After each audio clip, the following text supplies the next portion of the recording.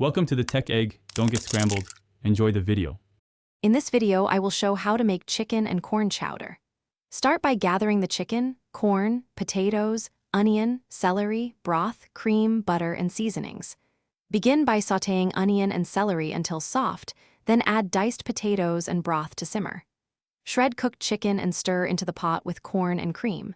Taste and adjust salt and pepper, then finish with a pat of butter and chopped parsley. Simmer the chowder gently to meld flavors without breaking the corn kernels or potatoes. Stir occasionally and skim foam for clarity. Adjust heat to maintain a slow simmer and avoid boiling out the cream. Use a wooden spoon to prevent sticking and check potatoes with a fork for tenderness. Reserve a few corn kernels for garnish and finish with fresh herbs to brighten the rich chowder before serving with crusty bread. To thicken, make a roux or mash some potatoes into the broth for natural body. Whisk in cream near the end to prevent curdling and maintain silkiness. Season gradually with salt and pepper, including a touch of smoked paprika or cayenne for warmth. Taste frequently and balance with a squeeze of lemon if needed. Finish with chopped chives or parsley and a dab of butter to enrich the mouthfeel. Serve hot.